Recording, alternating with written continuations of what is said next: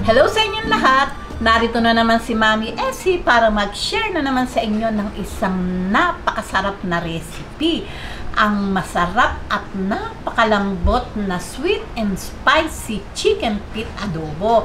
Pero bago tayo mag-umpisa, kung kayo ay nasa Facebook, don't forget to follow, like, and share. At kung nasa YouTube naman po, wag lang kalimutang mag-subscribe at pindutin ang bell button para lagi kayong updated sa ating mga bagong video. Ngayon, narito po ang ating mga kakailanganing sangkap. Gagamit po tayo ng 1 kilong paa ng manok, half cup na vinegar, 1/4 cup na soy sauce, 1 pusong bawang, pinitpit ko lang po at ito at hindi ko tinanggalan ng balat, 1 sibuyas, chicken cubes, dahon ng laurel, 4 na pirasong siling labuyo, 1/4 cup na sugar, brown sugar. Nasa inyo po iyon kung ganong tamis yung gusto nyo. 1 teaspoon pamintang buo, 1 teaspoon pamintang pino, at ito pong ating pampalambot na tubig. Okay, umpisahan na po natin yung paggigisa.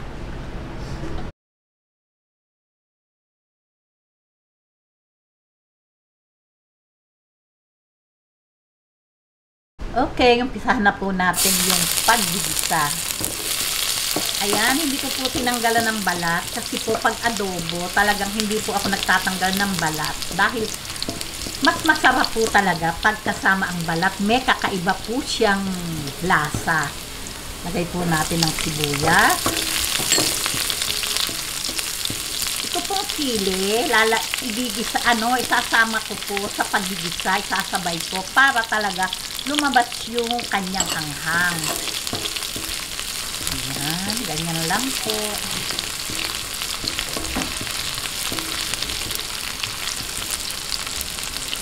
Lagay po natin ng chicken feet.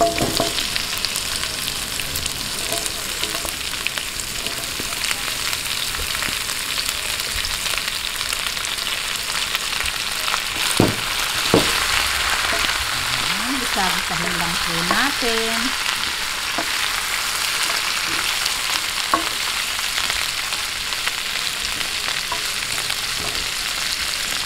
Lagay po natin ng chicken cube. Ayan, sabay po natin sa paggigisa.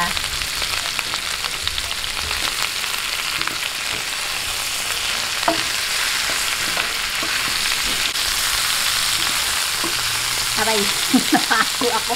Pagkabo ganyang nagisa-gisa na yung ating paan ng manok, lagay po natin, pagsabayin na natin itong 1 teaspoon pamintang pino at 1 teaspoon pamintang buo. Dahon ng laurel. At yung soy sauce.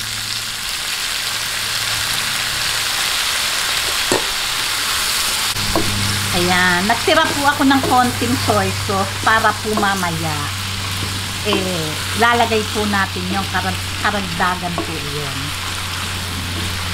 Ayan, isa-isahin lang po natin bago natin lagyan ng sabaw.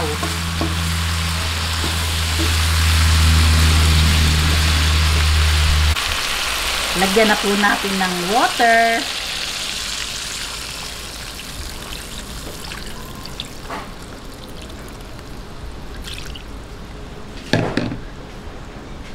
Ayan, pabayaan lang po natin itong kumulo, at pag kumulo na, babalik po ako. Ilalagay ko po sa medium to low heat lang po yung apoy at pabayaan po natin siyang dahan-dahan o atay-atay na lumambot. Okay, babalik po ako pag kumukulo na siya. Ayan, pagka po ganitong kumukulo na, ilalagay na po natin sa medium to low heat yung ating apoy at ilalagay ko na din po yung vinegar. Ayan. 1/4 cup. Yun pong tirang soy sauce.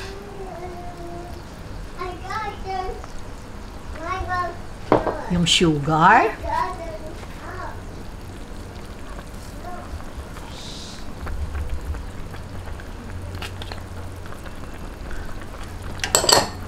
Ayan. Ngayon po, ilagay ko na po ito sa medium to low heat at hihintayin po natin siyang lumambot. Hanggang sa lumambot, magbabalik po ako. Okay? Ayan. Tingnan nyo naman po, pagka ganito na nakita nyo yung kanyang sabaw, oh, talaga pong malapot na.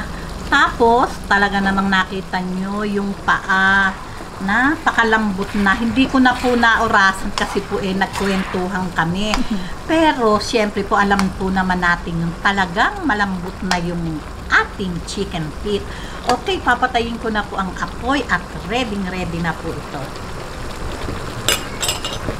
Ngayon, lagay na po natin sa ating serving plate. Ayan naman, talaga namang katakam-takam ang ating chicken feet. Sweet and spicy chicken feet adobo. Ayan, heto na po ang ating sweet and spicy chicken feet adobo na talaga naman pong napakalambot. O, paano po? Tikiman na po tayo.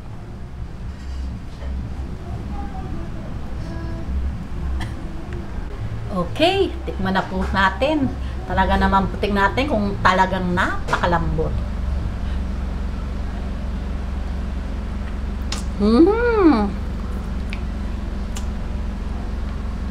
Talaga pong napakalambot. Humihiwalay po talaga agad yung buto sa laman. Ang sarap. Ayos na ayos lang po yung anghang. Talaga pong pwedeng iulam, pwedeng pulutan, nasa inyo po iyon kung ano ang gusto nyong gawin dito sa ating recipe ngayong talaga naman pong napakasarap. O, kung nagustuhan nyo ang video na to, wag lang kalimutang mag-likes and don't forget to share and subscribe. Gawin nyo na po. Simpleng-simple lang po ito, pero yummy. Masustansya pa po. Babus! Kalimutan ko nang magbabu sa sarap ng pagkakaluto.